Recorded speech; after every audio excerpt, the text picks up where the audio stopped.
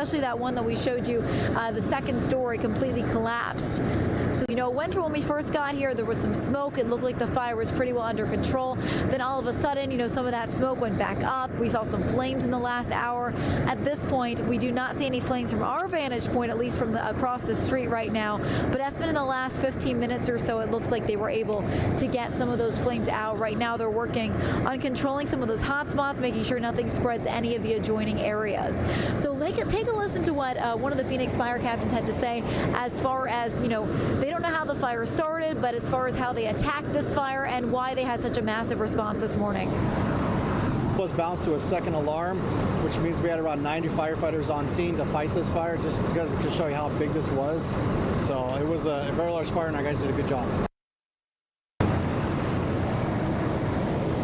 And again, as I mentioned, at this point, it looks like the fire is pretty much out, but they are working on some of those hot spots. It looked like it was out pretty much this morning, and then some of that fire appeared to have reignited, and we saw that plume of smoke.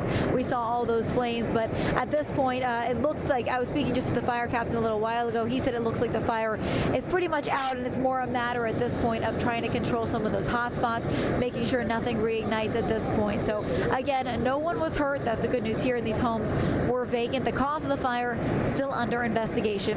This was a perfect example of when you go out live in a situation like this, where it literally changes by the minute. It really does. It really does. And Irene joins us now here. Irene, it's good to see you. Good morning. I just made it back, so made it in time. Yeah, thank you. Thank you for kind of hustling in here to give us, lay the groundwork if you can, and kind of how different that was within just like a 30-minute time frame. Well, when we first got there, I mean, that was probably a little after 5 o'clock. When we first got there, it was mostly just smoke that we were seeing. We didn't see any flames when we first arrived, or at least when I arrived on scene. We had a photojournalist, Chris Drake, who was out there like as soon as it started. We did another live shot at, I think, 4:30 or 5, went out there to North Phoenix. When we got there, couldn't see any flames from across the street. Then it was just smoke. They, within an hour or two, they kind of got it down. It looked like it was almost out. I even talked to the PIO on scene. He's like, yeah, it looks like they've got it mostly under control, just working with some of those hot spots. And then maybe half an hour later, all of a sudden you see a big plume of smoke again. You see the flames. And then half an hour after that, you're seeing the difference between, I think it was the 6:30 and 7 you had pulled up. Yeah. Then all of a sudden it was like gone. Crazy. So they came out, you know, with their ladders. They were, you know, spraying the water from the air. They were, you know, they had a bunch of them rush in around the same time. And I think one of the things they had described to me as well was this was more of a defensive strategy to make sure they kept the firefighters safe, because these were vacant homes. It's not like there was someone inside who could have died. You know what I mean? And these, no one, it was vacant. They weren't trying to save someone's personal belongings. They weren't trying to save someone's life. So they did kind of that defensive strategy as far as keeping the firefighters safe, but still, you know, battling the flames, making sure it didn't spread to any of the apartments, which weren't that far away. And it's always a mystery when a house is, they tell us it's vacant. Yeah. But apparently, obviously, something happened inside there. We don't know. We do have situations where people will squat in homes. We don't know if that was a situation or if the electricity had been turned on or turned off. There's still just a lot more to learn. That's one of the questions we keep seeing in our chat. We just don't know yet. No, unfortunately, no. I asked the public information officer who you saw a little bit earlier that same question, and you know, with these fire investigations, sometimes it takes, I mean, at least a day or so, sometimes more than that too. So in a matter of hours, we're not necessarily going to have exactly what caused it. I even asked, you know, which building it started in, because it affected 3 homes. The one was a 2-story home, and when we got there, you could still see the second story. By my 7 or 8 o'clock live shot, the second floor was gone. You know what's interesting too? It gives you an idea of what these crews have to be ready for. Because think about it, like they thought they were done with the scene for the most part, like you mentioned. And then that image that Tom Fergus was able to get, those that drone footage with the smoke and the 2 firefighters, they're up in the ladder truck. You think, wow, what a difference that is, and how they have to be ready for anything. Yeah, absolutely. And I mean, they had more than 90 firefighters there on scene. Wow. So it was a second alarm fire, and they said because of that, I mean, it was near apartments. There's an image there. And yeah, you can take a look. That Tom Fergus did a great job out there with the drone this morning.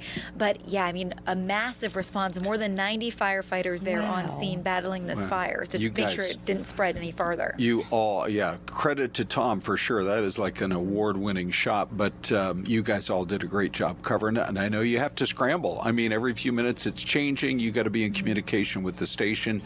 Again, thanks for great reporting today, Irene, and we'll find out, I'm sure, within the next few days what was behind it all. Yeah, of course. Hopefully we will. And the good news is no one was hurt. That's always good. Yeah. Okay. Irene, thank you. Thank you. Great job out there. Thank you. Hey, you know, one of the things we specialize in here on Fox 10 Talk, Celeste, maybe you've picked up on this, is the good news stories. Absolutely. Not a lot of good news coming out of that one. But there was a fire in Wickenburg about a month ago, and there's a really good news story there where people were concerned about those who lost mobile homes, trailers, houses, Their animals. Yes. Yeah. Well, all of that changed here because as folks start to put the pieces of their lives back together, what about Manuel Gomez? He has a new truck, thanks to the folks at Jones Ford Wickenburg, gifted it to him. Yes. It's going to help him with his life and his landscaping business. He lost his trailer, the truck in the fire. But take a listen to this. Wow, me sentí bien contento. I love was that happy. dress on I you. couldn't even It is sleep. your- Just thinking about all the help I've received. Y mi troca, My Jeep, my truck, everything. My trailer was burned to the ground. All I had left was the clothes on my back. I didn't have anywhere to sleep. I didn't have anything to eat. I don't have anything. I prayed, and then people started to help me and support me. And look at what I have today.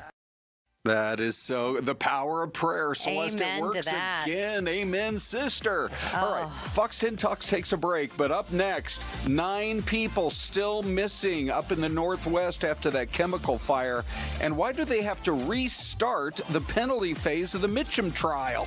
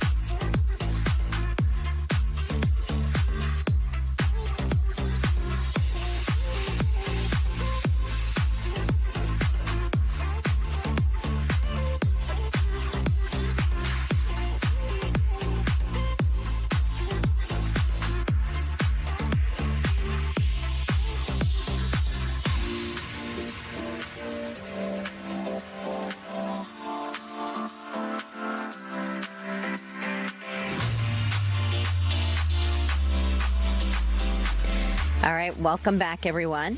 Welcome back. Nice to see you guys here. And thank you for all of the well wishes and welcome back. We do have someone celebrating a birthday in the chat today. Sherry, Nevada Pup. I believe she says it's her birthday. And Linda Monter says her grandson's birthday is today, too, and he's turning 6 years old, Ron. Oh, that's a big year. Oh, my goodness. That's one of the best years. And here is a live look. For those of you, we didn't have time before, but we want to make sure that we share this with you. This is a preview of our mystery camera, and we're going to do the big reveal at about 10:30 this morning. So hold your horses and think about where this could be around the nation, and we'll have more on that coming up at about 10:30. But it's so great to see all of you, and happy birthday if you're celebrating a birthday today. Okay, Celeste, that's right. You know, I'm still kind of living in the magic moment of not that long ago when I had a birthday. Oh, that's right. Remember the cake melted? We accidentally left it sitting out at the pool on a 100-degree day. It was supposed to be a German chocolate cake, but it became a lava cake instead. My point to Ron was, if you go to any restaurant in the Valley, you're going to pay a lot of money for a lava cake. So enjoy the fact that Mother Nature blessed you with it. Yes. It was a bunch of goo, I mean, you could still make out the overall outline of a cake. Right. But just add in some vanilla, cold vanilla ice cream, and you're good to go. Chad Taylor, good morning, my friend. He said, you're not allowed to leave us again, Celeste. You have no idea what Ron has been up to and putting us through in your absence. That is so true. Were you guys talking about the war in Iran for like the entire 60 minutes? Oh, no. No, I mean, we cover it, but that would be a lot. You know, this show... It would be a lot. So the other day we heard from a guy in Hong Kong who said, I think it's brilliant how he's now a fan on YouTube watching. Yes, good morning. Who said, I love the combination of some of the lighthearted stories, but you guys still cover the heavy stories. Yes. And coming up in about 60 seconds, we're going to take you to Longview, Washington for a really serious story and still a bit of a mystery as to what might have happened to everybody involved in this chemical tank implosion. Not an explosion, but an implosion. But that's exactly what we do, is we'll cover a story. We have President Trump's cabinet meeting coming up here in just a couple of minutes. We'll tell you more about that. And you can watch the whole thing on YouTube as the day goes on. You can watch, I think it's going like an hour and a half. But for a lot of people, that's a lot. Yeah, so we get you what you need to know, like the highlights. And in some cases with some headlines, the lowlights. Yeah. Hey, a couple other stories that we're following that are, frankly, pretty big and ones that we want to talk about. There's a bank robbery that happened. And this is, it's just one of those stories that we have to keep our eye on.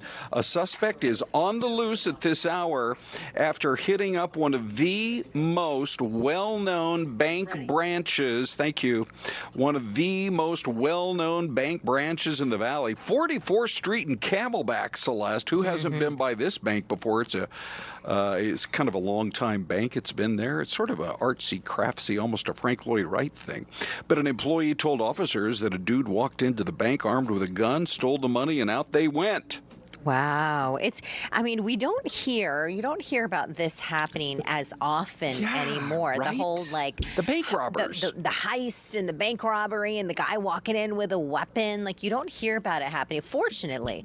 But it's such a bummer that it did happen. And right next to Schmidt Jewelers, that's a local family who's been in business for a long, long time. And that's also right over there by the big restaurant, the Henry, is over nearby. Right across the street. Yeah, next parking lot over. Got good salmon. Okay, yeah, they do. That's for sure. Celeste with a very quick restaurant review. All right, let's get moving here with Sean Chitness. He is with our sister station in Seattle. That's Fox 13. We're going to Longview. This area is south of Seattle, north of Portland, just off the I-5. Kelso and Longview, big industrial area. Sean, what are you learning about this implosion? I mean, the story's just horrific.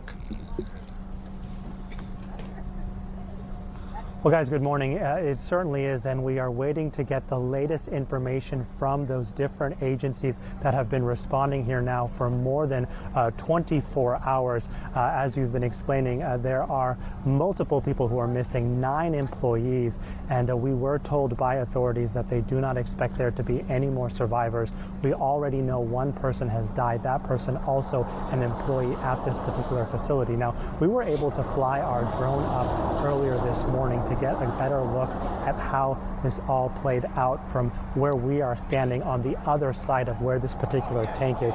So let me explain a little bit about some of the backstory and what agency officials have shared with us. This all happened because of a rupture to a tank that was containing what's called white liquor, and that led to this chemical implosion. This is the Nippon Dyna Wave Packaging Facility.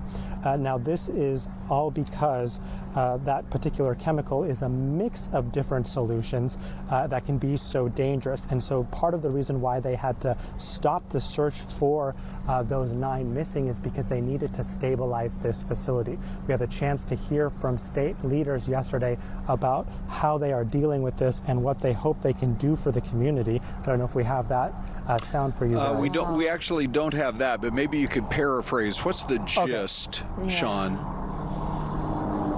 Yeah, just that, because of what's happening with this response and trying to stabilize the facility and then also try and find those 9 missing employees, that's really going to delay the ability to start that investigation to first determine exactly what happened, but then also try to prevent this from happening again.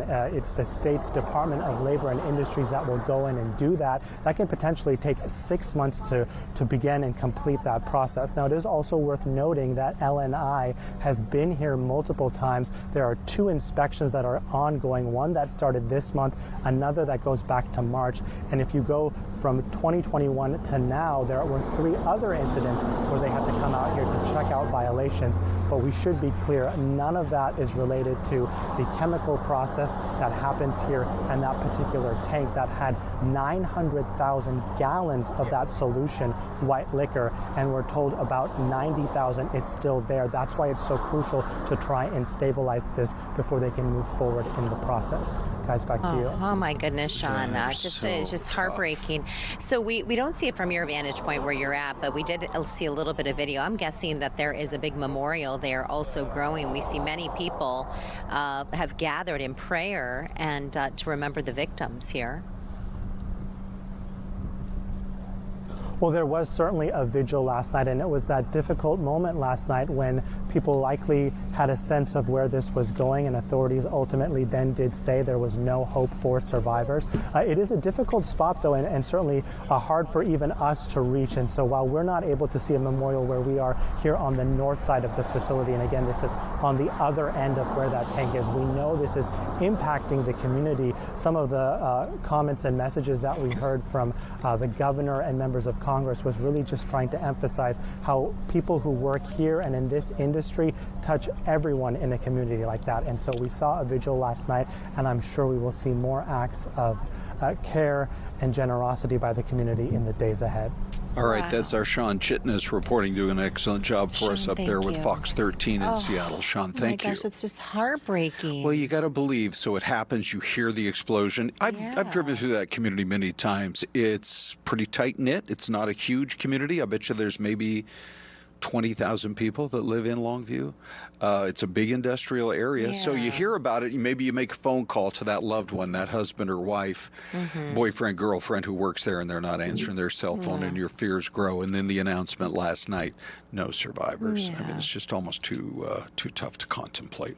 Okay, there's another story we're following. We're going to go to Isabella. She is in the breaking newsroom because, Isabella, there are some new developments here in the Ian Mitchum trial. Yes, Ron and Celeste, that's right. Now, we're all familiar with that Ian Mitchum trial. We've been covering it since day one. And of course, we know that Ian Mitchum was convicted of the sexual assault and murder of Allison Feldman at her Scottsdale home in 2015. However, the new information, new developments comes in just yesterday. And essentially what happened is the judge is questioning the jurors one by one. And of course, right now, the jurors are deciding if Mitchum should be sentenced to death or life in prison. But what happened yesterday is a juror was dismissed after a comment she made. And because of that, it has to start all over. Deliberations have to start all over because that juror was dismissed. We don't know what the juror had said. We're trying to get those details right now. Our team's working on it, but just this hour this morning, they are starting that over. Okay, yeah, that'll be really interesting to I don't know. Who knows if we'll know about it or not, but this is why they have alternates. Yeah. And so, yeah, we'll see where it goes from here. Hey, Bells, thank you. And welcome Thank you, back as well. Isabella. I know Thank Bells you. was on vacation. We missed her. Thank you. Yes, Abby's Missed you been on guys, too. vacay too. My Good to gosh. see you. Makes me want to just get out of here, Celeste. Well, you are actually going to get out of here. But Hey. I would actually I would be holding Ron back. I was like, Ron, come on. yeah? Why are you Okay. going on vacation? Thank you, But he is going on Celeste. vacation. Here's what's coming up. We need to talk about our Arizona Diamondbacks, Celeste, because Yes. they are on such a roll. I believe that they have won 9 of their last 10. I think I have that right. It's exciting. And so Ketel Marte, look at this from Tops. Woo, woo. Ketel Marte, here's what I love. He's got attitude, man. He smacks one of these home runs, and he Yes. flips the bat back toward the dugout, and he does it over and over again. Wow. So he just got named the Player of the Week in the National League. And yesterday was, I mean, honestly, he's had 3 home runs just in this latest go-round with the Yes. D-backs. And he has a 1,000 slugging average. He is kind of become a superstar in the league. I think he's a lock. It's amazing. For the All-Star game later Yes. this summer.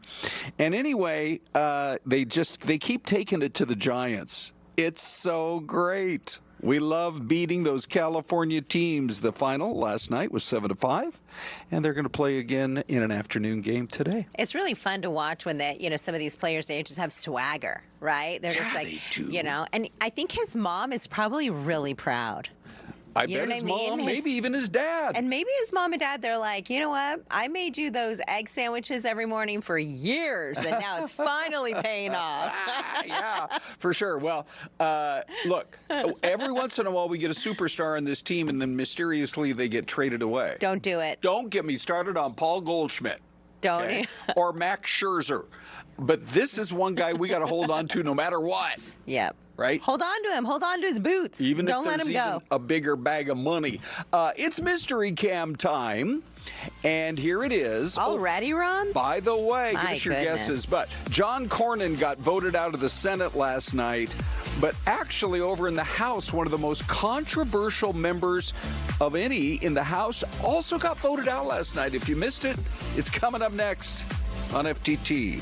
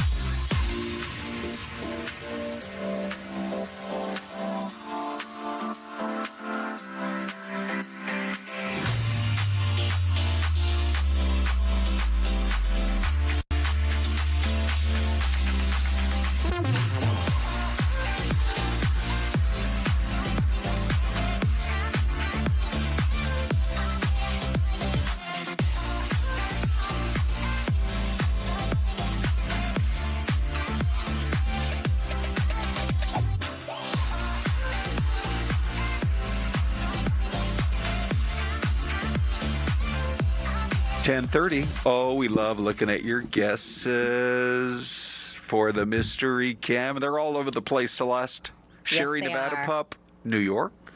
And Brandon, Brandon and a couple of our regulars have really been doing well with their guesses lately. Luis Gonzalez. Let's see. Brandon likes Tennessee. Raider AZ likes Kentucky. Thomas likes Virginia. Yeah, we've got some good guesses. Okay, there's a church steeple off to the left. It looks like that could be another church off to the right. So there must be like a good brunch spot in between these two churches. So on Sundays they're all battling for the tables. Oh, Celeste. You know what I mean? Okay, yeah. You know what I like about this is it's kind of an old-fashioned town. You got those old church steeples. You got some old buildings downtown, but you got a new-looking building. It almost looks like it could be the Apple Store. Or something like off that, to the right. Okay, I think I'm going to go. What are you going to do? I think I'm going to go like Wisconsin or something like that. I'm going to go Wisconsin. I'm going to go East Coast. I think it's Virginia or the Carolinas, but since you guys, I kind of want to go Georgia though. But I also see some Bama guesses jumping in for Burger Bowl. All right, I'm going to go Georgia. Okay, so you have Georgia, and I'm going to go Virginia. And ladies and gentlemen, we're so glad that she's back now. And Ron, here we go. Thank you, Ron. Okay, here we go. Oh, it's Auburn, New York. They have good people in Auburn. Yeah. Oh, you know. I flew out of that airport, and some of you may have heard this story, but I dropped my ID, my driver's license, in the airport. So at Auburn. In Auburn. Okay. And I went back to the airport. Yeah. Or to the desk ticket counter, and I was searching everywhere frantically for it, and somebody had picked it up and put it on top of like the ticket counter for American. Oh my God! And I was like, oh my gosh, such good people. Yes. They probably knew that whoever lost it was going to come and retrace their steps and find it, because that's what I had to do. I was sweating bullets. Yeah. I was like, oh my gosh, I'm going to be stuck here. I have to go to work tomorrow. I saw. You'll be doing Good Morning Auburn. Yeah. Which would not be a bad gig. No, I mean, I could probably go check out that fancy new contemporary building and get you some answers. Reporting live from the fancy new contemporary building, it's Celeste Rodriguez. You know who else is from Auburn is truly one of the great secretaries of state, William Seward, the guy who brought us Alaska and other popular locations. So Willie was responsible for bringing us Alaska? Yeah, they called it Seward's Folly. Because they're like, you mean to say you paid 2 cents an acre for that frozen tundra? Well, guess what? Rude. There are millions and millions and millions of barrels of oil underneath Alaska. And oh, by the way, it's beautiful to go explore. And by the way, you can fish halibut. Like there's so many natural resources in the state of Alaska. We're going to try to carve out more halibut talk time. And maybe some Alaska chat too. But let's do this. Let's go straight to the cabinet meeting. It's been going on for quite a while. Thanks to our Republican majorities in Congress, we passed the largest tax cuts in American history.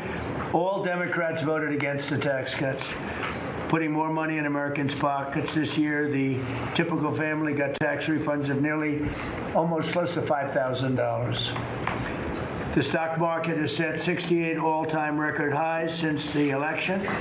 So 68 days, we hit all-time highs. We're right there now. And the average 401k, and that's despite the conflict. I don't call it a war, I call it a conflict. The average 401k is up almost $30,000 since I took office. All right, so there you go. First part of the cabinet meeting, some of the gist of it right there. Now, it's interesting, Celeste, because there have been all kinds of developments in the last 24 hours. We actually had a reporter from our Austin sister station with us yesterday, live, talking about the primary there. And John Cornyn, keep in mind, before they had this runoff, it was like within a point between Ken Paxton and John Cornyn. Well, Ken Paxton won this thing last night going away, 64 to 36%. Wow, that's all based. That's a big difference. Yeah. Yeah. And it is all based, of course, on that endorsement, which came kind of late in the deal, but it sure made a difference there. And that, by the way, is going to be our poll question. As a matter of fact, let's show you the poll question right now. President Trump's winning streak continues, but will it in November? 62% say, yep, he's going to end the war. The economy will boom. It'll be a big night for the GOP. 17% say no. His choices win in the primaries, but they're not going to in the general. And 21% say some of his candidates will win, but not enough. Democrats will take the House. It's going to be a big, big night, Ron. That's how Trump would say it. All right, here. President Trump's winning streak continues, but will it in November? I just went ahead and refreshed our numbers. About the same, 650 votes or so. 43% of you say yes, and the war economy will boom. Big night for Republicans. 26% say no. His choices win in primaries, but they won't in the general. And 31% say some of his candidates will win. Democrats will take the House. You know, we can tell you that Abby's been filling in for Dave. I don't know. Abs, do you have a few comments? I do, yes. Okay. So Chad Taylor, F7F, says the economies always have a boom after war. Even the one that loses only has one way to go, and that's up. Brazer369 says, yeah, the economy will continue to go boom till there's nothing left. Bruiser369 also says the economy... Oh, sorry. I put that twice. Then Noid3906 says, winning streak, economically speaking, he is by far the worst president in the 21st century. Lots of comments. Everyone keep commenting on our YouTube page. Okay, thank you. Oh, hey, one other quick story to get to. Remember when this congressman was asked to leave the State of the Union, drew a lot of attention to himself, and apparently that did not go over very well in his congressional district in Texas. He was just voted out of office last night.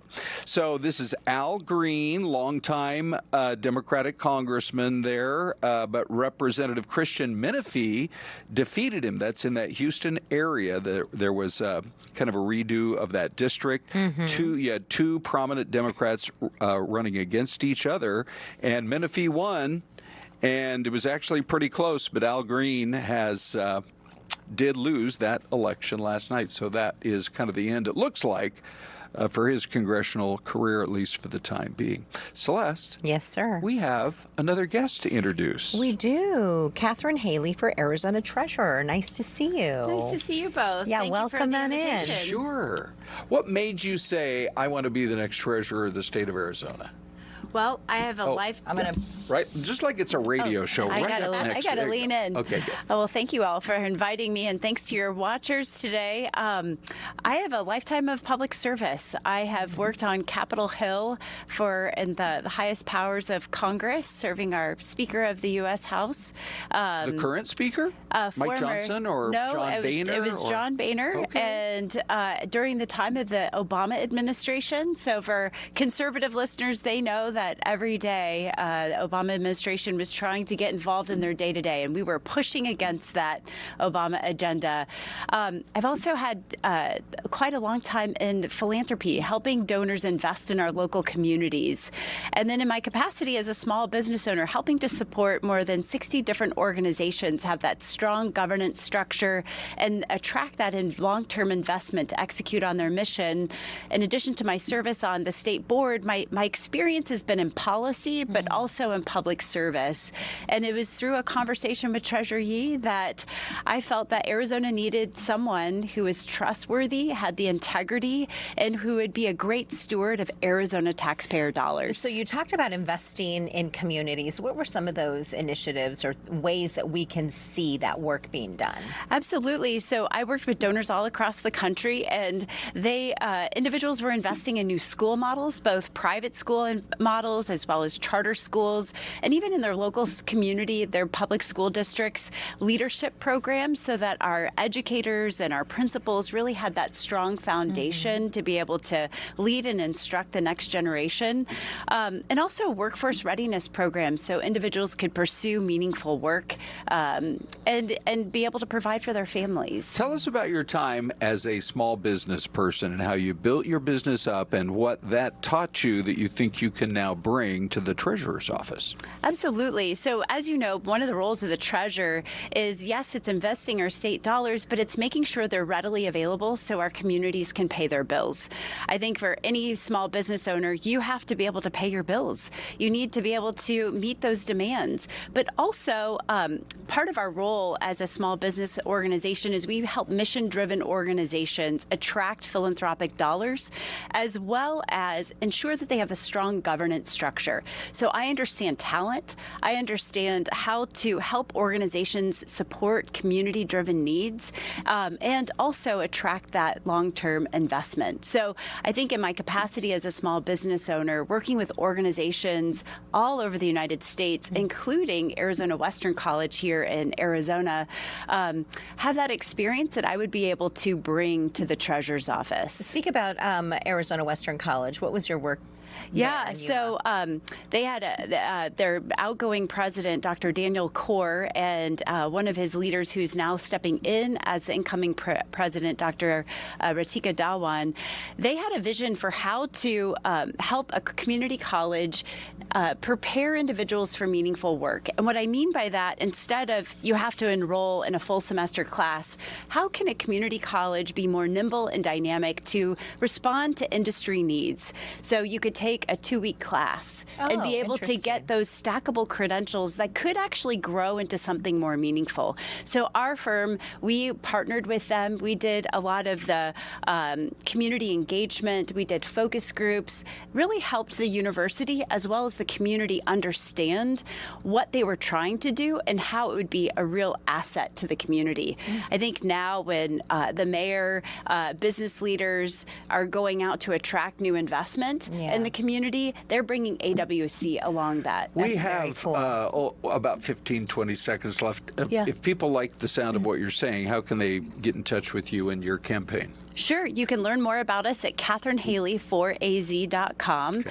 And we would love to have your listeners' support. We'd love to earn your support. I believe in wise stewardship. I believe in rooting out fraud every day. I believe in making sure that we are investing your taxpayer dollars every day wisely. And why? Because at the end of the day, it's your taxpayer dollars, and they have an impact every single day in our daily lives, whether it's education, public safety. Right. Catherine, thank you so much. Katherine Haley for Arizona's state treasurer, and she must be a whiz at math too, Ron. Yeah, I think that's a requirement, Celeste. Well, I know who to call when I need a tutor. All right. Thank you so much. Great to be here. What's life on the moon going to really be like? We've got that coming up.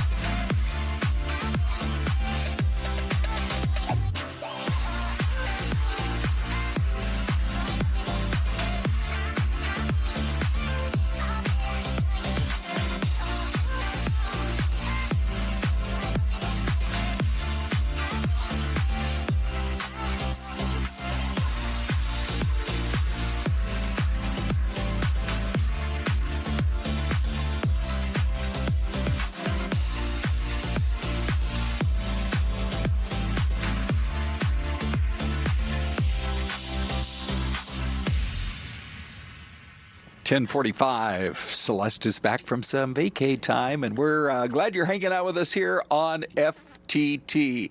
Now, Celeste. Yes. I think we're all going to have to make our decision at some point because moon tourism is going to be a big deal. It really is. So how do we prep to travel to the moon, Ron? I'm so glad you asked. They just unveiled. Now, NASA just rolled it out yesterday. They have a $20 billion plan to build a permanent community. Will it have a swimming pool? How do you swim on the moon? Hang on, let me look through my notes Okay, here. Swimming pool, pickleball court. What would that be? Maybe a little shuffleboard. Man, that pickleball, bocce ball could be like... What about bocce ball? You tap it, and it's like 300 yards up in the sky. Anyway, what would life really be like, and what is this plan all about? Ready?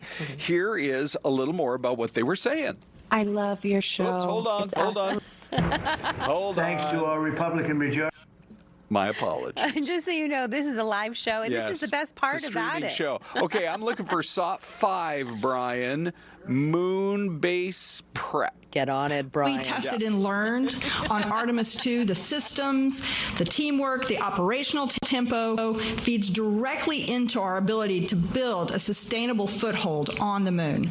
With Moonbase, Artemis astronauts will stay longer, explore farther, and conduct the kinds of science that advances exploration itself, understanding how humans operate off-world, how we build infrastructure, and how we prepare for Mars.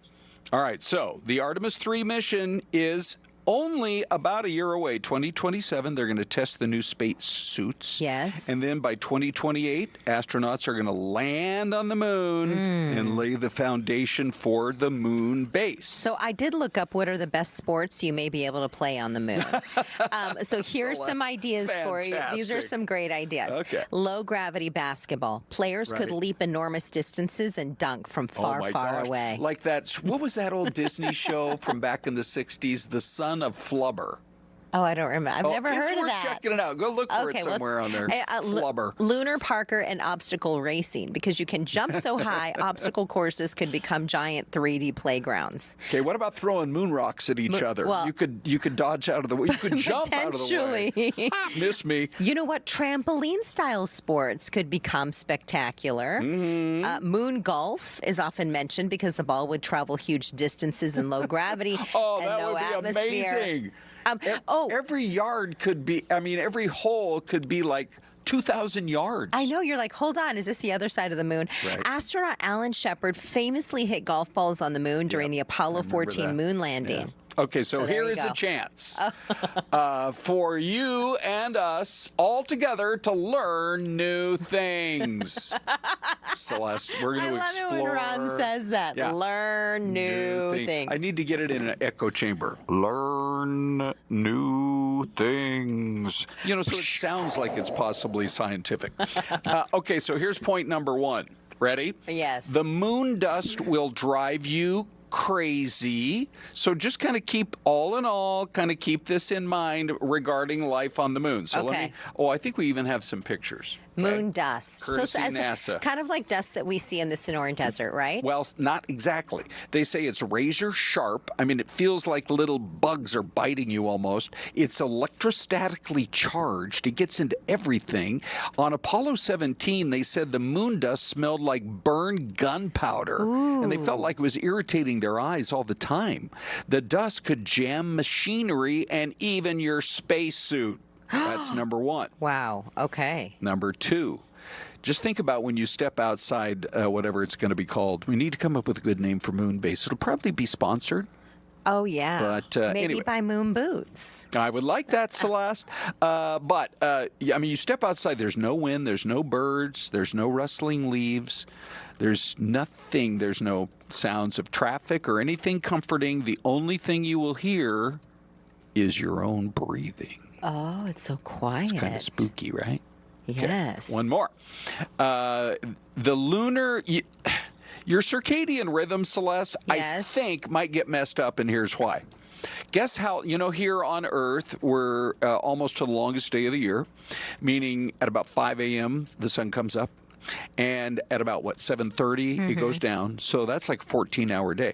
In the wintertime, our days are like 9 hours. Now Yes. here's your question. Okay. How long do you suppose a day is up there? Just one day 1 day up at the moon. on the moon. I'm gonna go like like you mean like hours, like a 24 hours is a day hours, here. days, whatever. Yeah. I'm gonna say that a day is probably like 12 hours. A day up there is 29.5 Earth days, not hours. Oh wow. Yeah. Okay. Does that mean we're aging faster? No. Does that mean we celebrate our birthday more often? No, it means you get a birthday about once every 3,000 days. Okay, boom. That is not going to happen. All right. Of course, there's nowhere to celebrate with you except your fellow moon creatures. But a lunar day lasts 29 Earth days. Yes. And then 2 weeks of daylight is followed by 2 weeks of darkness. Wow, darkness. So, I don't know if I would like that. I don't know. Am I talking you into it? Or for all of you guys who've been thinking, I'm going to apply when they finally build that city on the moon, think twice. And Brandy the Bookworm, if this is the case, I would totally live there. She said she's heard that space smells like raspberries. Really? It smells like raspberries. Okay, I hadn't heard about that one. But Burger Boy says he'll make some dill relish for his burger. Oh, can you imagine if we were able to transport? Now, we don't want you guys leaving Earth, but if we could just transport the whole show and all of our loyal FTT family up to the moon. Burger Boy would handle a lot of the food. Yes.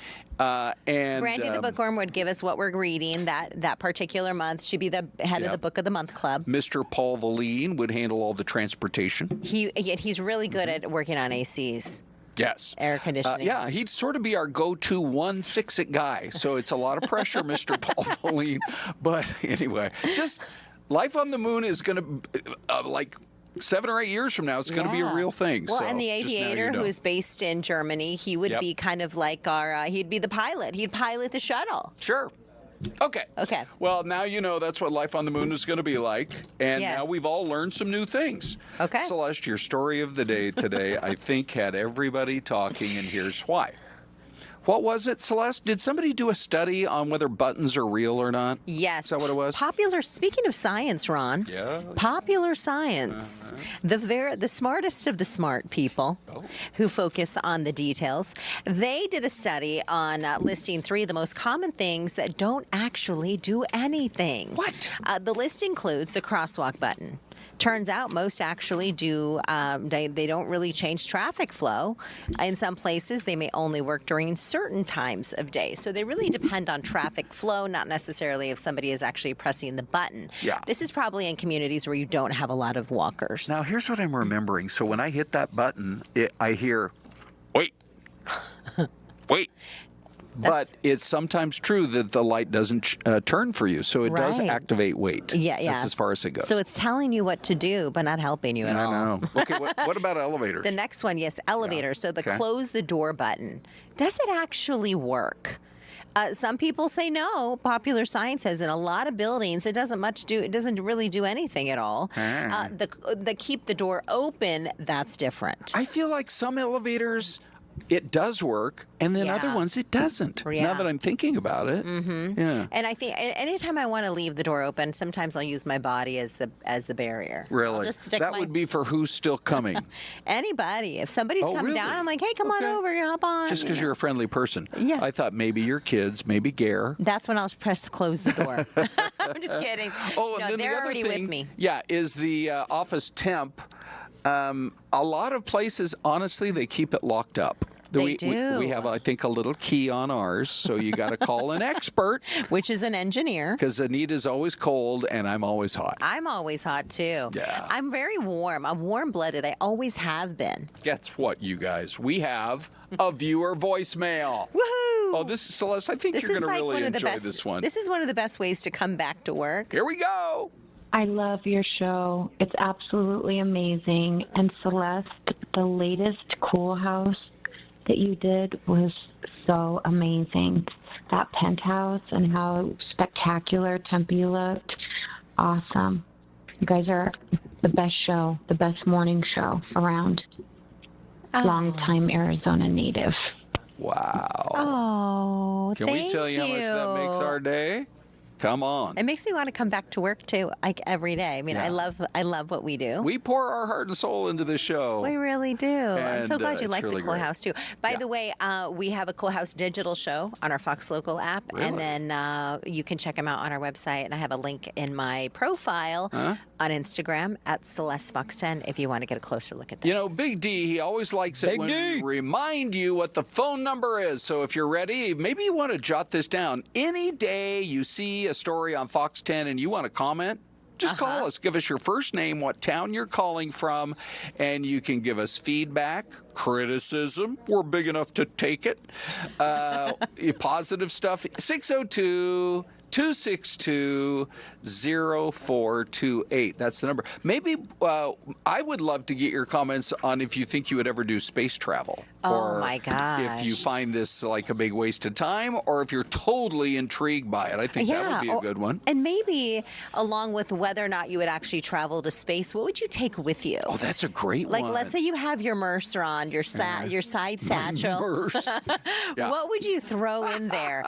Are there certain like little mementos or like a picture of your family or your mom or your dad? Yeah. Maybe you throw your Chihuahua in your bag and take that with you. I would bring my big screen TV so I don't miss football season. That's not going to fit in your satchel, Ron. Probably not. Hey, that's it. Maybe an iPad. We got to get out of here because, let's see. Oh, it's Ty and Annalisa. Oh, not Ty. It's and Brian and Annalisa today. Brian and Annalisa. We've got a new pair coming up for you. A whole new team. I know. This is going to be fabulous. They're so excited to come spend the morning with all of you. So thank you so much for joining us, Mr. Pavoline, Amber Bug, Louis Gonzalez, Tommy Stevenson. It's so great to see all of you on this Wednesday. Yeah, it really is. And by the way, seriously, we love your feedback on the viewer voicemail. However, any suggestions you have? Yeah. We really would love to hear from you guys. Yeah. Yeah. Like, should I color my hair like purple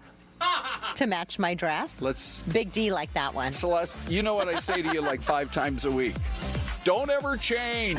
Thank you, Ron. You neither. Come on, right up here. All right. Don't you change. We'll see you tomorrow. The Brian and Annalisa show is next.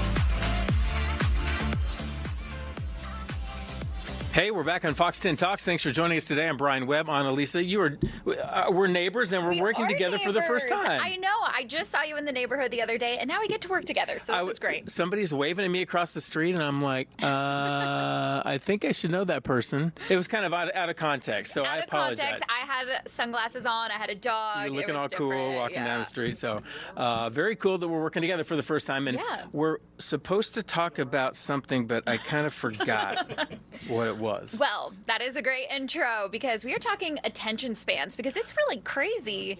It's declining across like generations in the U.S., I think. When do you get to my age? No. Dr. Emilio Justo is joining us today. Doctor, can you help us with our attention spans? Oh my goodness! I hope so. I hope so because it's a serious crisis in this culture. I really believe that. Is it changing? Is it getting worse because of this thing? Yes, because of that thing. Because folks, have some studies have indicated that we have a 47-second attention span, and the reason for that, in my opinion, is that we're so used to this new culture where we want instant everything, and that instant hit, that dopamine hit, that instant gratification, that instant reward. We want the novelty. Our attention, in my view, is really kind of like a slot machine, right? You pull that slot machine, you want that novelty, what's going to come up? Well, what is the new norm? And we really need to pull back and slow down and pause, because I just recently gave my third TEDx talk, not to change subjects, but the title of it was here in ASU, TEDx ASU, is that the most dangerous skill in the modern world is speed, and that speed translates into our attention span. Everything go, go, go, go, go. We really, in my view, need to learn to pause, because by pausing we can reflect, and by reflecting we're not reacting out of impulse. We're actually digesting things, formulating true thoughts. So it's an issue in my view. Yeah, I even notice it in my own life. If something doesn't grab me right away, even a book, like I am a big reader. I will finish a book because I just have to, but it's hard sometimes. And sometimes even when I'm watching a show, I'm just like, my attention span's half there. I'm scrolling. Yeah. It's scary. I catch it myself. Right. But, it's great that you read books, because that is one of the great ways to retrain our brain. Our brain is very malleable, regardless of age, whether you're an old fogey like Brian or a young person I don't even know you. Or a young person Usually like someone me. takes me out to dinner before they start insulting me. But by just reading, and even just small amounts, right, to start retraining your brain, 10 to 15 minutes, if you can stay focused, and little by little you build up that time, that's a great way to retrain your brain. And just having little micro pauses. So for example, Brian has his phone here, right? So he when we're off air, he's going to want to reach for that phone. But if he just stops himself and just says, hey, is this really important? Is it an urgent matter, or is it really an important matter? And those micro pauses over time start reshifting our brain. What's your background, and why is this of interest to your life and your profession, I assume? Well, it's a great question. It's a complicated question because there's many aspects to it with my background.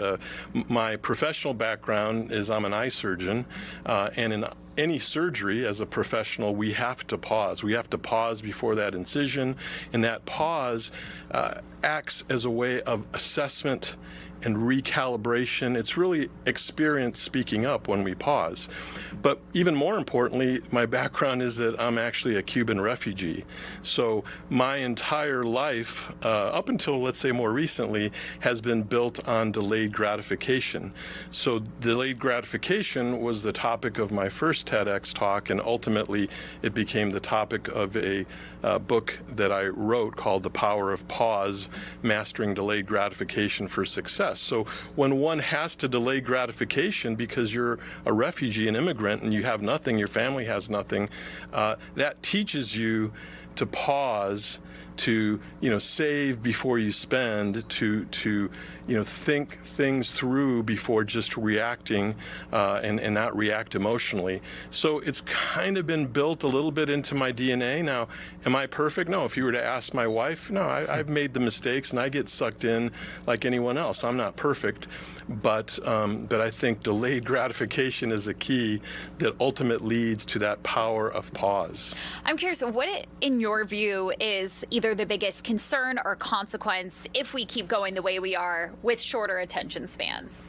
Yeah, great question, because when we're reacting emotionally or instantly, we make mistakes. And mistakes, it's not just simple mistakes, right? When you're in certain professions, when you're a surgeon, when you're in aviation, when you're in high technical skilled fields, mistakes can really compound and can be, even, not to be exaggerating, but really they can be life-threatening. So I think it's just bad for society overall to be so instantaneous with everything. If we just learn to take a step back and pause and reflect before we react, I think the world overall would be a much better place. How do we battle the billion-dollar industries that are making us do this? Like, they're way smarter than us, and do we have to tackle this at a child's age before we get sucked in, or is it too late for old fogies? Is that what you call me? Yeah. Okay, I'll admit I'm just a year or two older than you. I'll admit that. But okay, I heard laughing out there. I honestly don't think it's very easy to battle the industry, but I think the way we battle it is individually, and as you correctly pointed out, to do our best to teach our children. That's a difficult task, having 3 of our own. Our youngest, whose name is almost is Annalise, not Annalisa, and she's almost 15. But it's difficult because these kids have their phones. Now, there are parents who don't let their teenagers have phones, and I actually admire that, but we didn't do that because it's a very difficult task when all their friends have phones around them. Right. You don't want them to feel ostracized. But I think teaching them and hopefully modeling for them the fact that you as a parent and as an adult can hopefully practice what you preach and can pause and reflect and not necessarily act out of instant emotion, that goes a long way, because children are like sponges and they take in their surroundings. Right. Well, thank you so much for joining us today. Where can people find you and find your book and everything?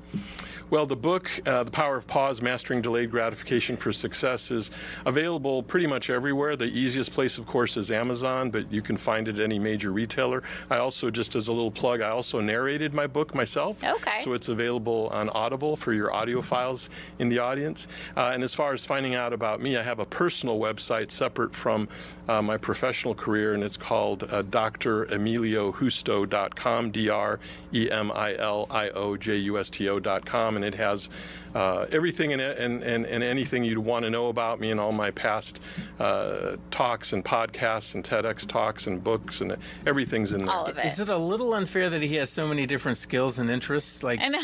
Like, leave some for the rest of us, I know. Doctor. Well, 3 TEDx talks. That's pretty cool. I mean, it's pretty impressive. Yeah. Thank you. You're Thanks, very Doctor. kind. Thank you so much for joining us. Thank you. Have a great day. All right, up next, we're going to talk to Edible Ed. Talk about multiple skill levels. Yeah. Cooking, artist, you name it. Cooking, artist, and just, oh my gosh, don't say you brought something. Oh, he knows what he's doing. He knows what he's doing. Look at that. Let's see what we got spread here. love like butter. I love that. Give it a shot. Have you two met before? No, I haven't. Brian, good. Have a seat, sir. We'll get you. Hi, nice to nice meet and you. comfy. Brian, thanks for having me. You know what you're doing. If I open it, I'm gonna eat it. Okay, you can dive in. Well, tell us a little bit about how you got started with your cooking show and everything. So my name is Edible Ed. I was a chef in LA a very long time ago, but I've had 6 back surgeries preventing me from cooking professionally. So I had to walk away from that. But people ask for my recipes all the time, so I decided to create a YouTube cooking show. And now I cook with my almost 11-year-old daughter. Her name is Emma Bite. She is my official taste tester on the show. but she's also my biggest inspiration and motivation. So when I was told that wheelchair was going to be in my future because of my bad back, I decided that wasn't my time yet. So that's how Edible Eds was started and born. Oh my gosh! So just I'm imagining pain. Standing was impossible or virtually impossible, but you look like you're doing okay. Yeah, that's a conscious choice. I'm 6'7". I was born with a congenital spinal issue, causing my issues, preventing me from doing what I'd like. I also was an elite athlete for a long time, and then being a chef, all of that stuff doesn't help. And being 6'7", I bend over for everything, so I am in constant pain. My whole lower back is one fused disc, and I have a bunch of metal in there holding everything up. But again, it's my conscious choice to spread love like butter and to hopefully engage and motivate as many people as possible through cooking. But I kind of like just throw in little life lessons, and I masquerade it as cooking. Yeah, I think it's really awesome that you say, you made that conscious choice, and I'm sure it's impacted, not just your physical health, but your mental health. Can you talk about how you've been able to work through that and get to this side and share love like butter, spread love like butter? Yeah, I mean, every day is a battle. Every moment is a battle, but I feel like I have so much to offer the world, and when I do share what I am pretty good at, I do see how much joy it brings to people, and that's my medicine, and that's my motivation and my fuel to keep doing that. I do teach cooking classes all around Phoenix, but primarily at the Children's Museum of Phoenix every Thursday, and I have so many little chefs that run up to me and get excited, but not only them, their adults and their parents are excited as well, because when you come to cooking class with Edible Ed, it's a communal experience. It's not I'm a babysitter and the parents are on their phones. We put the phones away and we engage together, and we build life skills and just wonderful memories together cooking. Good stuff. And you have an art career too. We're going to talk about that on the other side of the break. Awesome. More with Edible Ed and me and Annalisa. We'll be right back, everybody. Good job, sir. Yeah, thank you. I appreciate you guys. Nice to meet you. Oh my gosh, thank you. Yeah, so those are, let's hear. I know. I love that spread.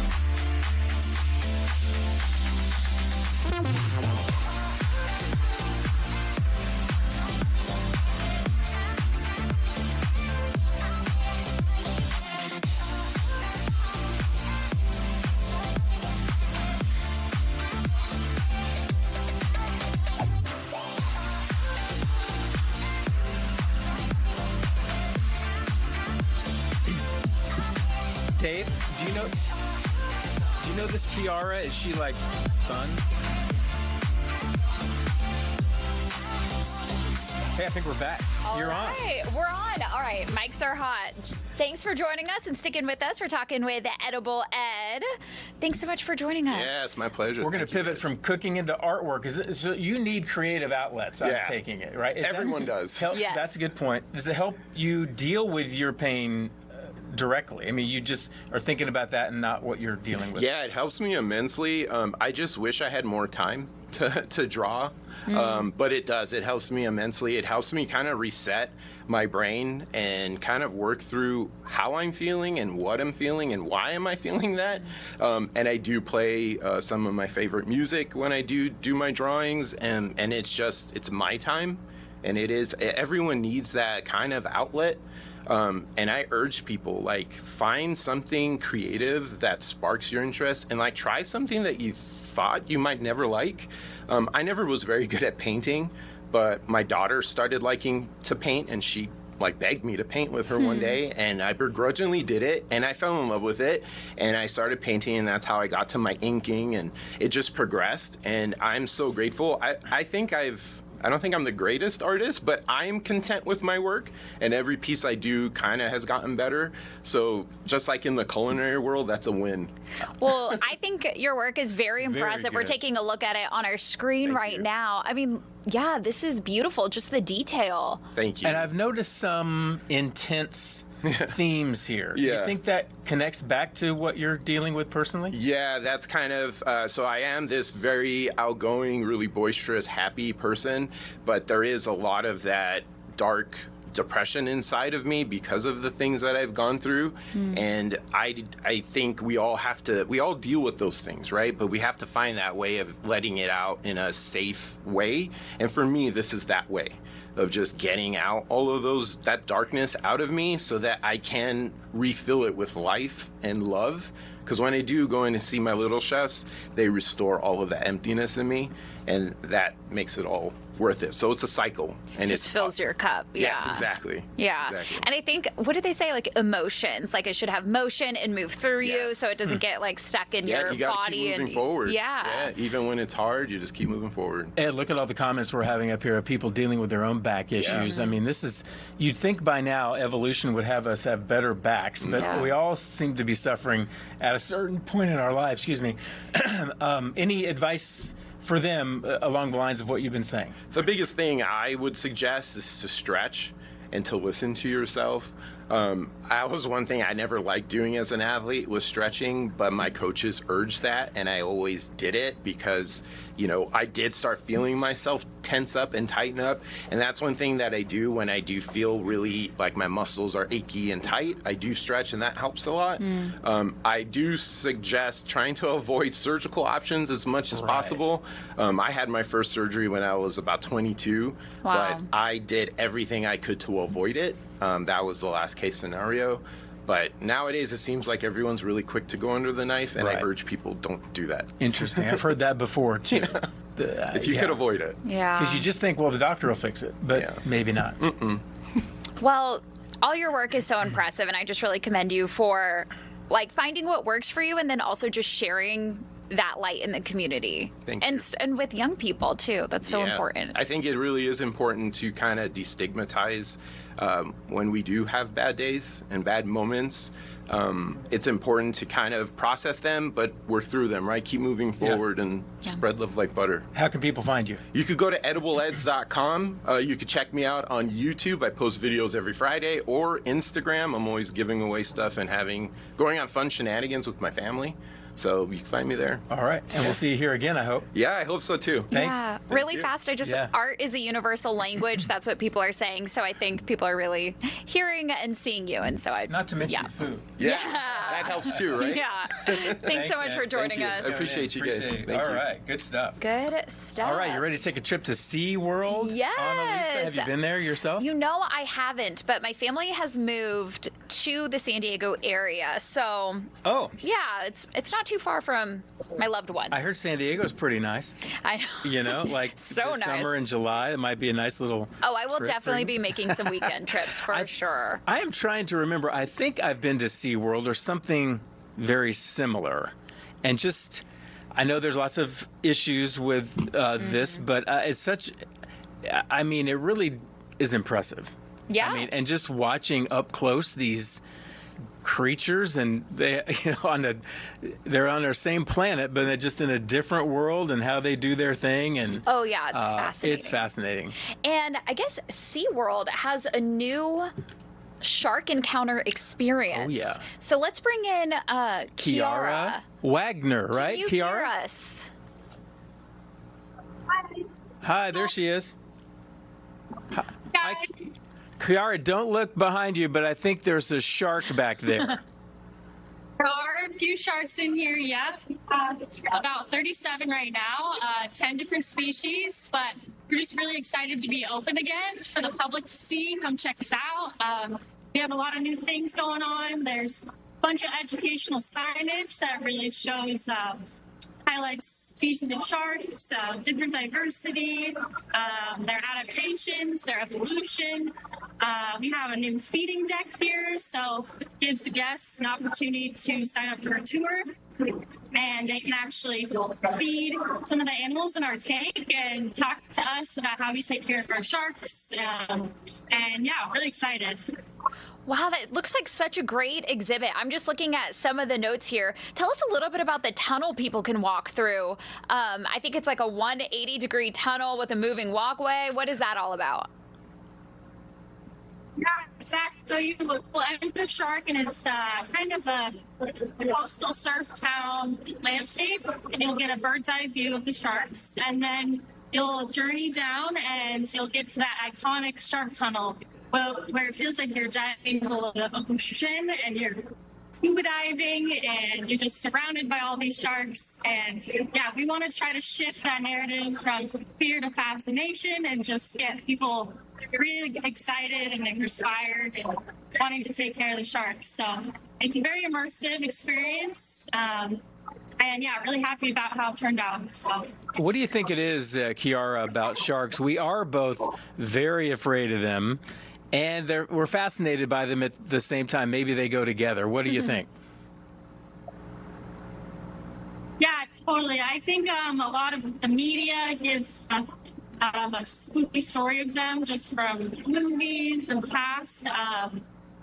They can come off as a little scary, just the big teeth and just their vast size, but they really don't want anything to do with us. Like, if we give them space, they'll respect us. I've come to really love them and admire them, and they're just fascinating creatures. They really are well-adapted predators, and very, very good. We should all want to protect them.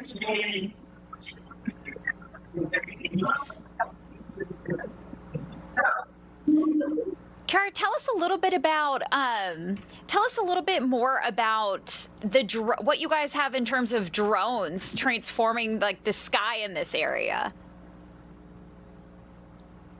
Yeah, that's the latest thing we have now.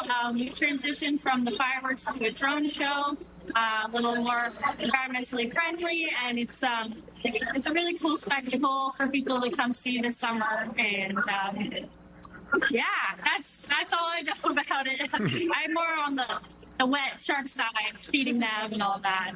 Drones are everywhere. Talk to me about feeding them. That interests me. Yeah. I mean, is someone's not actually going in the tank at any point, or are they? We actually do get in for dive operations routinely. We also get in with them for medical appointments with our vet staff. But during feeds, we are actually on this feeding deck here, and we have really big tongs, and we give them a variety of food, including salmon, blue runner, mackerel, some smaller fish, and we kind of slap the water a little bit, try to make it seem like the fish is still alive, get their hunting instincts kicked on.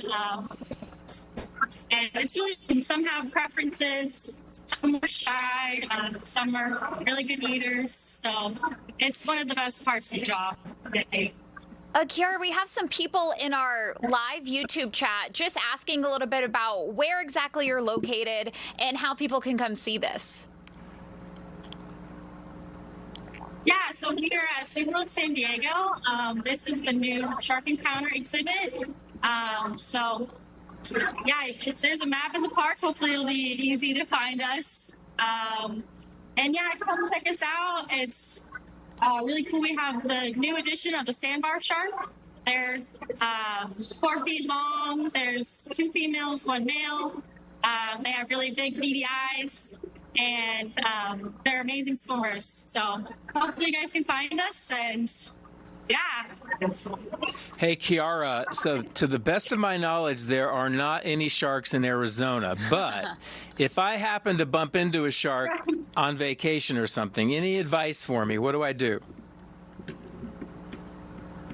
Yeah, I would just say try to keep your distance. I think most shark attacks come from sharks actually being provoked. So if divers were just to kind of let them be, you shouldn't have any problems. Really just enjoy them from a safe distance and keep your calm. You know, they have a really cool ability to sense electromagnetic waves, so they can pick up on if you're really scared, and then that might make them really scared. But they're just beautiful creatures, and hopefully you can see them in the wild. But keep your distance. That's the main message I heard. Keep your distance. It looks like a lot of people in our chat is saying that they just remember the movie Jaws. Oh, heck yeah. That may have left a mark. That movie did more to hurt the image of the shark for 50 plus years. My gosh. Yeah. Well, hey, Kiara, we appreciate your time, and hopefully we'll see you out there soon. I know Annalisa might have a reason to go out there. Yeah, right near my family over there. Family trip, but perfect. Thank you. Thanks All for, right, thanks for being with us. Well, that was fun. Yeah. Sharks? I don't know. Have you ever seen a shark? Almost sounded like she was a little underwater with that echo. A little bit. Yeah, I'm scared of sharks. I don't think I have. Like, I've never done the swimming in a cage or anything like that. No. Would you? Yeah, probably. In a cage you would? I know. Yeah, you're a little daredevil? Yeah. Yeah. Well, let me know how that goes. I know. Take some pictures. Right. Because there's those movies, too, where something's always going to go wrong with the cage, right? Yeah. The cage is going to break, the shark's going to, and you're going to have to go hide somewhere under the water. Oh, yeah, and I'm not even a great swimmer, but. Is that it? Are we done? That's it. Yeah. Whoa. Thanks for joining us.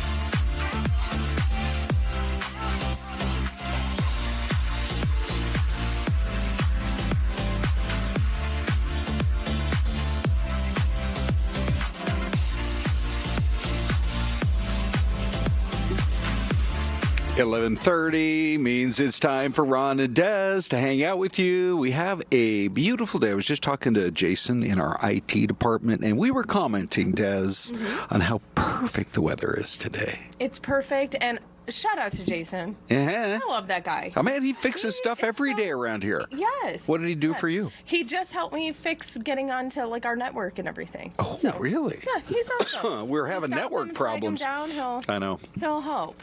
He's a high-ranking executive, but he's still willing to work with all of us who are basically like still learning the whole system, right? Yes. I mean, I bet I call him at least once a month, and it's like, if he wasn't around, what would we do? Yeah. Hey, by the way, our live cam today is from a place called Madison, not Port Madison, Madison, Florida. And Dean has done it again. How Floridian does that look right there, huh? Yeah, that's a nice shot. Yeah. It's like maybe they're gonna get some rain. Yes. Or it's passing. Have you been to Florida before, Oh, Des? yeah. Let's hear about it. Oh, which time? Yeah, I've been more than a handful of times. I call him an uncle. He's not really my uncle. He's my dad's like best friend. Oh. But we call him Uncle Doug. And he lives in Orlando. And we go down. I've been down. Well, I say that now like I still live at home with my parents. We would try to go down quite often, like summertime, to see him. So nice. And what part of Florida is he? Like around Orlando, kind of, or right in more by Miami? No, he's right in Orlando. Oh. Yeah. Perfect. I can't remember the name of his, but probably best I don't. Give it anyway. I was there. Was that just last year or 2 years ago? Disney World is pretty awesome. Yeah, we went to Disney World. We took the kids. One of his daughters got married. Excellent. Probably 2 years ago now. So what's your? It was a Disney wedding. What's your uncle's cool. first name? Doug. Doug. Uncle Doug. I'm going to call him before I make my next trip to Florida. Yes. Introduce him. Yeah, Boy, awesome. I'm having a little bit of a hard time getting a clear throat. Let's talk about this fire, Des. Because when you see it from an angle like this, you might say to yourself, okay, maybe not that big a deal. But what started off as a slow burner eventually became a roaring blaze. Yeah, and when we first got word of this fire, it was about 4 o'clock this morning, so fairly early, 4:15, and it was right near Cave Creek and Greenway. And when we first took live pictures from the scene early this morning, we just saw the smoke coming from the windows. That's what you saw first here, and then it developed into this. That fire somehow reigniting, and that's when we've got video of those just massive flames coming from the top of this home. And look at that. I mean, every part of this home is just seen here with smoke billowing out of whatever opening it can find. It's just incredible, and ruining two homes in the process here. Yep, and there was a third one that caught fire. The thing about it is, I mean, it's like a smokestack at a power plant or something. I mean, look at that beautiful rainbow there in the bottom right-hand corner. Yeah, how about that? Indication for good luck moving into the future. Yeah, Who no knows kidding. Who own these homes? They're empty. At this point, the house that you see burning, the primary one, because there was 2 others that also burned, is still standing. But by, I think, about 7:30 this morning, it had collapsed in on itself, and there really was just almost nothing left but just a pile of rubble. I mean, very destructive. They said that no one was living in any of those 3 homes, so it's a bit of a mystery how it started. Look at that shot from Tom Fergus, flying the drone. Look at what these guys go through to fight a fire. We're hearing some folks in the chat. Louis says this looks like AI. Yeah. I guess you could say it does, right? The video's so crisp and clean, but yeah, these are just amazing drone shots from Tom Fergus, who's just one of the greatest photographers that we have here in the building. Yeah. All of them are amazing, but yeah, he's pretty good with that. I will say that they had 90 firefighters on this thing. Yeah, almost 100. That really puts it into perspective. Hey, one other story, then we got a great guest for you that's going to help us get all of our finances back on track. This other story, Des, to me is so interesting about, so you go on vacay. I mean, we're all going on vacation here during the summer, but there's a new study out that says, watch out for that first day back. Yeah. Holy cow, this is serious. Might go into cardiac arrest fast, apparently, according to this report. Do you want to walk us through it? Well, yeah. So they say your risk of a heart attack is almost 10% higher the first day that you're back from vacation, according to any other day of the week. Here we are on Wednesday. We've been working on Monday and Tuesday. They think it might be attributed to a change in your sleep patterns. You never seem to, even on Sunday nights, I don't sleep that well before Monday. But especially if you've been off for a whole week and now you got to readjust back to your work schedule, so you didn't get a good night's sleep, and that can lead to higher blood pressure. And so we know those problems. Yeah. Yeah, I think so too. Does the study suggest maybe when you come back in town, take the very next day off? So let's say you're getting back in town on Sunday. Yeah. Don't go to work on Monday. Yes. I mean, I guess I see that, right? Because you're kind of in vacation mode. Sleep pattern is different, as mentioned in the report, and just I guess that anxiety, right? You just had a great vacation, and then boom. Plus, how often? Instead of giving yourself maybe one day to readjust. Right. How often do you come back that first day and there's so much work piled up, so many emails to go through, so many meetings to have, you say, why did I even bother? That, but then all the laundry too from your vacation. I'm just thinking at home. You're not. You don't give yourself almost enough time to get set up and prepared for that. There you go. Well, we could all follow Ty's lead. Ty will go on these amazing around-the-world type vacations, and then he'll take that next Monday off. Yeah. He's brilliant in that regard. You know who else we could learn from right now is Stephanie Todd. She is joining us this morning. You wrote a book, Stephanie, about your life experiences. Do you have that book handy somewhere? Yes, sir. Oh, good. Here it is right there. Hold it right up so we can all see it. There it is. Maxed Out. Yeah. Yes, sir. So this is your memoir. Yes. And walk us through what we're going to discover here. The fact that you dug yourself into a pretty deep hole when it came to debt. Yes. But you learned a lot, and you're trying to share that with others. That's right. So the book is just my journey in, through, and out of debt, and the amount of things that it destroyed in my life, from relationships to businesses to a handful of other things. And then so May is Mental Health Awareness Month, and it talks a lot about I overspent I'll say it how I do in the book, to buy my worth. And so I had to really look inside of that, and I did it for so long that it took me a really long time to get out of doing that. But it caused a lot of destruction in my life. Did you see it coming? So I mean, I've read about you and the $250,000 in debt that you encumbered yourself with. At some point when you were $5,000 in debt or $10,000, didn't you have a talking to yourself kind of a thing, or was it out of control? No, it was out of control. It wasn't at a point where I was talking to myself. If I maxed out, pun intended, one credit card, it was how do I get the next? And it just cycled like that on and on and on for almost 2 decades.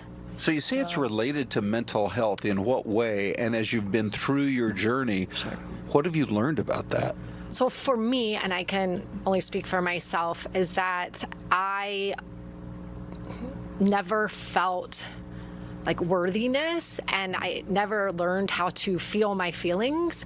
And so what that did, it coupled together, I used it as a coping mechanism, just like somebody could use drugs or alcohol or whatever.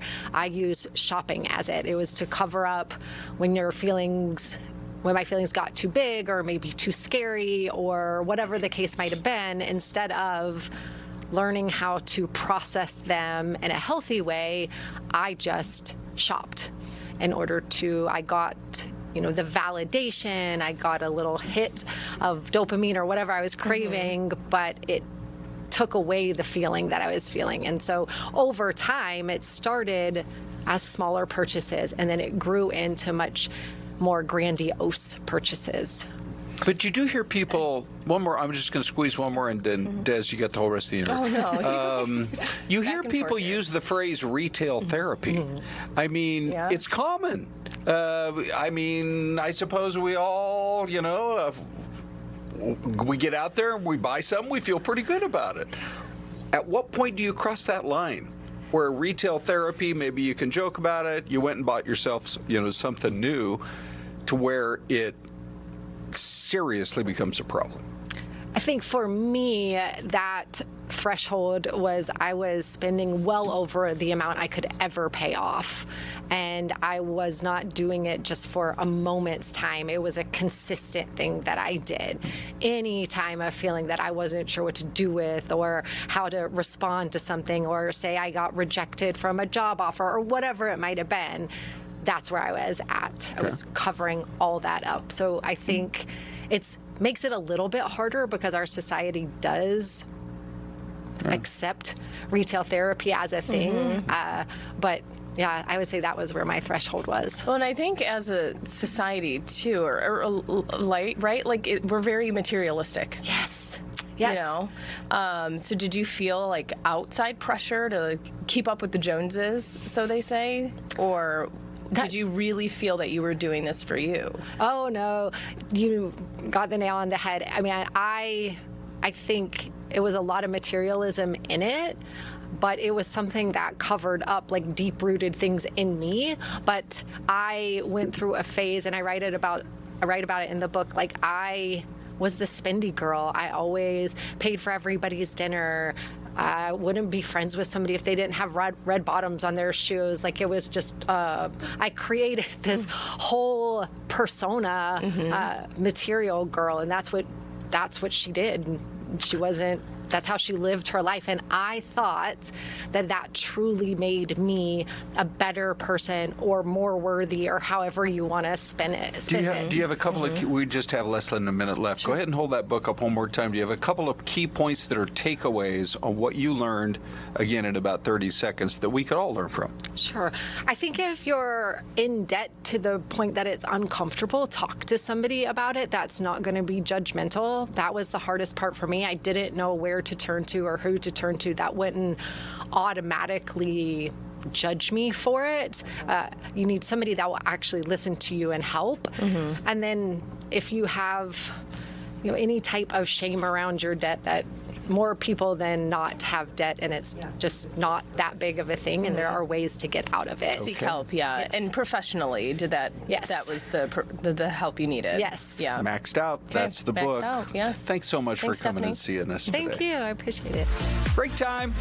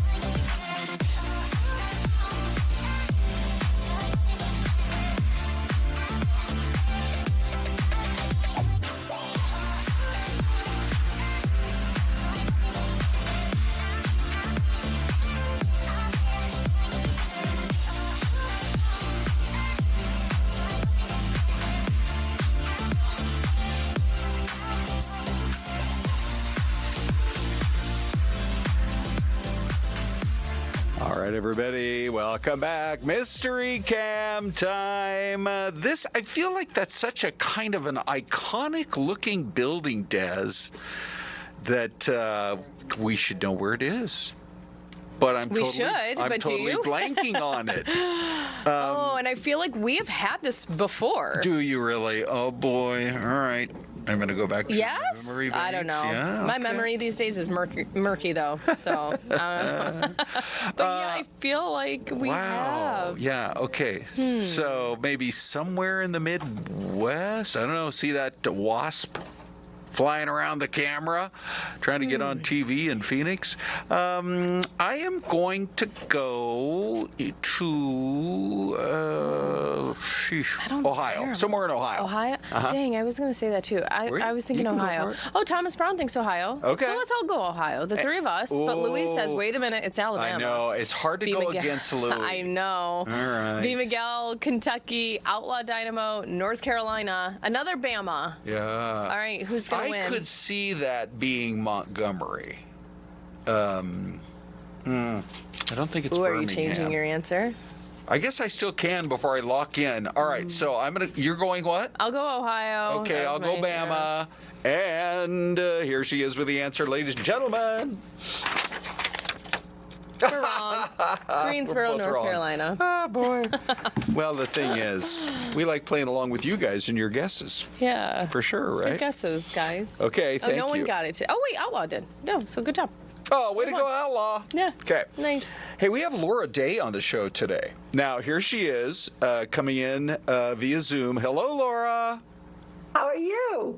We're Great. both doing just great. Now, before we get into the interview, can I just, Des and I both want to share with our audience how beloved you are by some of the most well-known people in America. You don't mind if we do that, do you? Please, I love hearing good things about me. Okay, well, here we go. Nicole Kidman said, some things defy explanation, and Laura Day is one of them. She's extraordinary. Her new book, The Prism, gives us a strategy to transcend our old reality and address the challenges of our everyday lives. I love it. Brad Pitt here says, I believe in the gut, and I believe in Laura Day. That's incredible. All right. Well, you clearly have us hooked. I mean, if it's good for Nicole and Brad, it's got to be good enough for just the two of us. Yeah. Tell us a little bit about what you do and how you've been able to have an impact on literally so many hundreds, if not thousands, of people.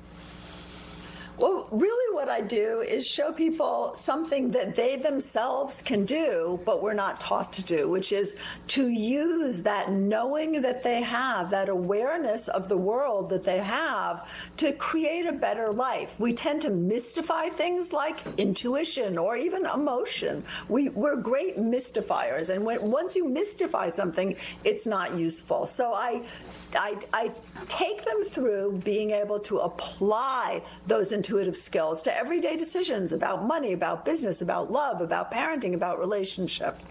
Well, I don't know if you could hear our interview a minute ago, but we just had a woman with us who was $250,000 in debt, and she felt like she just wasn't, I guess, worthy.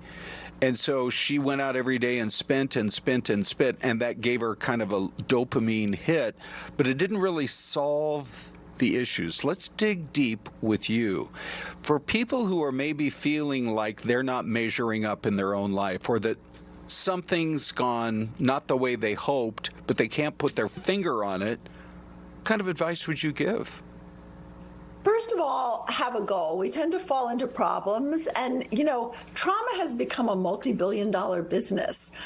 Don't worry about your trauma. Once you try to do something that you want, your trauma is going to visit you anyway. You don't have to look for it. So, what's important? Have a goal. Then do the next thing. It's really easy to look back at what should have happened or look ahead to what you hope or fear will happen, because you don't have to do anything in the past or the future. The time to do things is now. And the great thing about when you have a goal and when you really take it through a different kind of process is that you can change something right now. And often it's not dramatic. Often a tiny change actually changes your entire life. Something like, you want to have a bigger friend group or find a relationship. You look at someone who's successful and you notice one tiny thing they do. They acknowledge everybody in a room. You start doing that, whether it's in your car park, in your mother's group, in your, also the myth is that the answer's inside. If the answer is inside, you sure can't find it.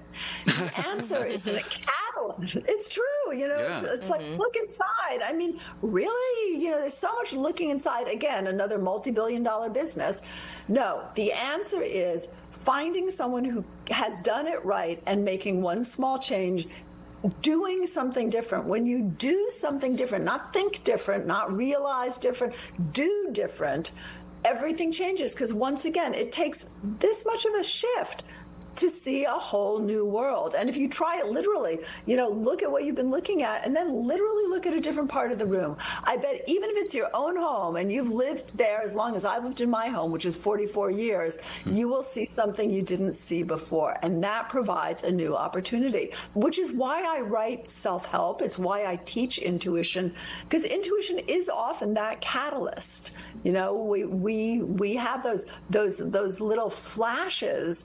And when we follow up on them, we make change. And when I hear you say change, I also think, fear, because a lot of people are fearful of change. So how do you even overcome or start to address some of the fears that are crippling you from making a change? You don't. You assume you're going to be afraid. You assume you're going to be angry. You assume you're going to be resentful. But you do the next thing. Because when you do the next thing, you change your life. Now, the next thing, if you're a shut-in, may be organizing your sock drawer. Maybe walking out of your house for 10 minutes. But once you do the next thing, that snowballs. It's not actually about how you feel. And I get in a lot of trouble for that one. You can feel all those horrible feelings or all those wonderful feelings and still walk into a disaster. Mm-hmm. It's what you do. So find, the reason I wrote The Circle, The Prism, Practical Intuition, find those tools. And now we have things like YouTube. You can just go on and someone has new ideas that aren't familiar. Also, don't stay in your comfort zone. The fact that you're feeling a lot of difficult challenges is a good sign. If you do something that resonates with you, it resonates with the problem. Think about it. Mm-hmm. Do something new that's safe, but something that doesn't resonate with you. This is really cool. I mean, the whole concept of do something, take action. You're reminding me of my mom, bless her soul. One day she calls me and she says, hey, can you give me a ride to the auto body shop? And I'm like, sure, Mom, of course. So I noticed when I pick her up at her 55-plus community, she has a cake. And I'm like, I wonder what's the story here. So she baked a cake for the guys at the auto body shop. And I'm like, who does that? Aww. Who does that? But I think she was always looking for ways to maybe establish new connections. Maybe she was never going to go to that auto body shop again. But to even think about it and to take the time to bake the cake and then to see the smiles on people's faces, I think it really does work. Oh, absolutely, because it for our subconscious and also for our resonance, our world is our world. You can't be kind here and rotten here. You have to keep a tempo. So sometimes, if you're looking for love, connect with your friends, connect with pleasure, listen to an aria you love, connect with all those things, and then you'll find you bump into love, for example. And again, there's nothing mystical about it. There's more neurology than psychology in how we live our lives. We can remake our lives. We can remake our brains. And a lot of that is saying, yeah, I feel that way, and feeling isn't fact. That I stole from AA. That's great. So, we had Nicole Kidman mentioning your book, The Prism. What is that one about in particular? Just curious. The prism is about how we change our structure by doing a little thing different. And it's broken up into parts of self that develop very early and challenges some of the myths.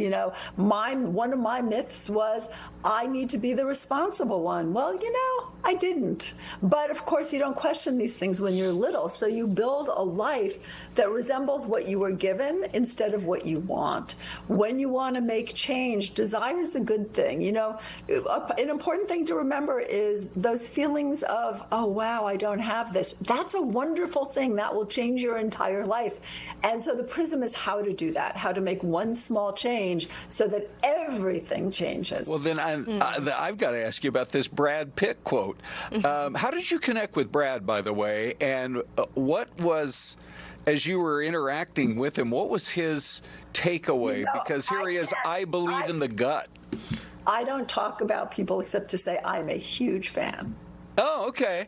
All right, good. I suppose that's the best way to go. You know, always the rule with anybody like me is people can talk about you, but you don't talk about them. Oh, that's good.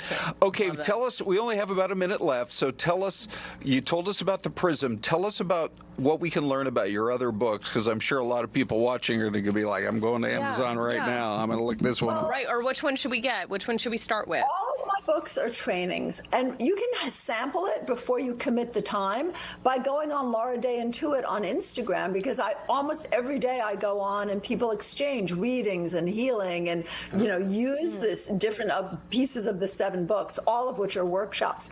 I also do an intensive training online, and later we meet up. And the next one, if you go to lauraday.com, it is all there.